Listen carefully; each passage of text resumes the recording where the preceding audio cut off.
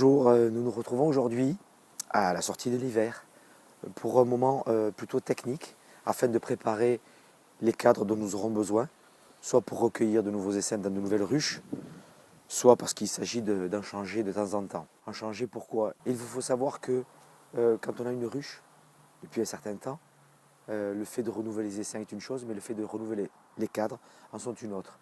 C'est-à-dire qu'en fait, tous les ans, partie du principe qu'il faut changer les cadres à hauteur de 2 ou 3 par an. Donc aujourd'hui, on va voir comment fabriquer ou plutôt monter un cadre de A à Z.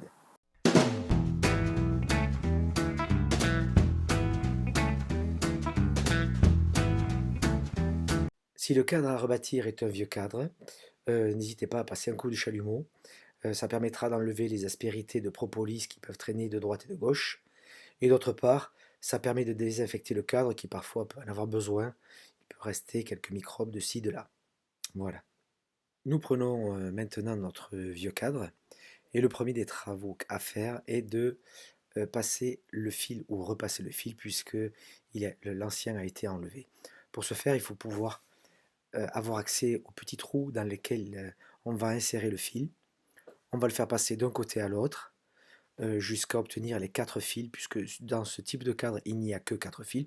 Parfois, on peut en avoir un cinquième. On verra tout à l'heure, lors du travail du cadre neuf, on peut trouver sur certains cadres un petit œillet qui permet de passer beaucoup plus facilement le fil de fer.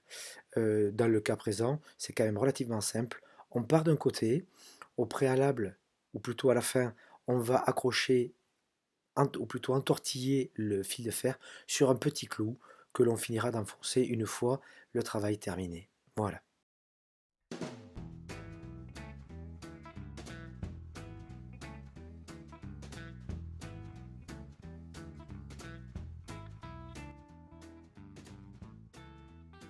Alors, une fois terminé, on va couper le fil qui dépasse. On va enfoncer, pour ne pas que ça dépasse, la petite pointe qui a permis d'accrocher ce fil. Maintenant, nous allons pouvoir passer la roulette zigzag en serrant bien afin de strier ce fil qui lui permettra de mieux s'accrocher à l'intérieur de la feuille de cire gaufrée quand on chauffera ce fil dans un instant.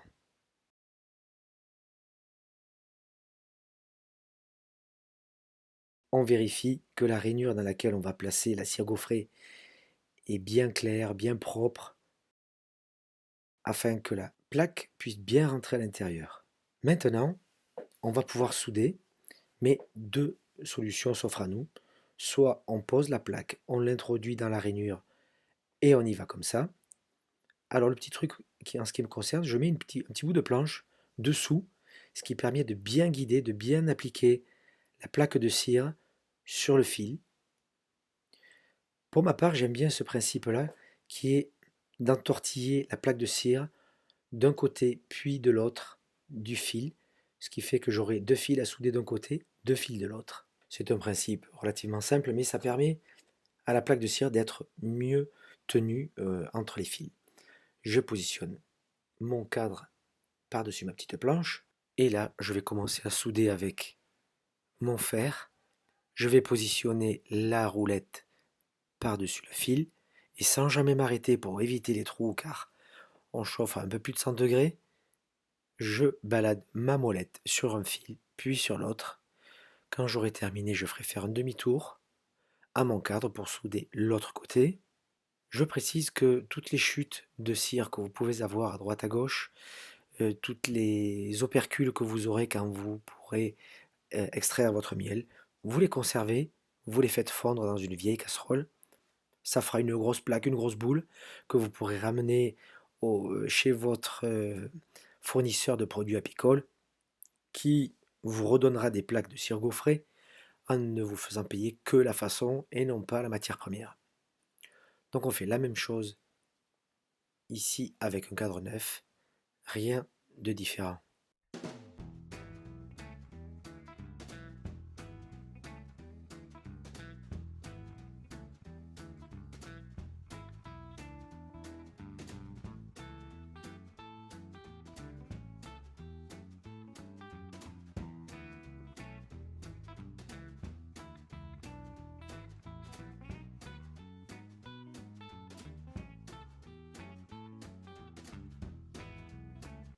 Pour la dernière étape, je vais utiliser cette casserole qui fonctionne au bain-marie où je mets de l'eau, de la cire qui va fondre après un chauffage sur le gaz et je vais faire couler cette cire liquide dans la rainure afin de solidariser le cadre et la feuille de cire gaufrée.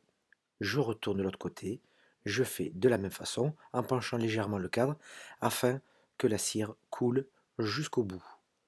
De la même façon sur un cadre neuf, on fait bien couler, on laisse refroidir et l'opération est terminée.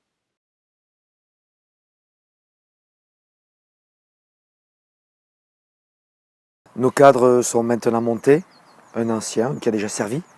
Ça peut être très utile, notamment si vous avez une nouvelle ruche, pour pouvoir capter un essaim, pour pouvoir capturer un essaim sauvage. Il est idéal de mettre des cadres qui ont déjà servi, car ils sont imbibés de propolis notamment, et en tous les cas, ils reconnaîtront davantage l'intérêt de s'installer dans cette nouvelle ruche. Celui-ci est tout simplement un cadre neuf, ça ne pose pas un problème. Petit point de détail, quand vous stockez vos cadres, évitez de les stocker horizontalement. Si vous pouvez trouver un petit système tout simple qui permette de les tenir debout comme ça, ils souffriront moins de la chaleur, n'onduleront pas. La partie, je parle pour la partie cire gaufrée, elle n'ondulera pas. Et quand vous en aurez besoin, vous aurez un cadre qui sera en parfait état, prêt à être utilisé. Voilà, je vous remercie. Bon démarrage de saison. Pensez pour ceux qui ont déjà des ruches avec des essaims à l'intérieur, de faire une visite de printemps d'ici, on va dire, fin avril. Et je vous retrouve très prochainement pour un nouveau thème. A très bientôt. Bonne journée, au revoir.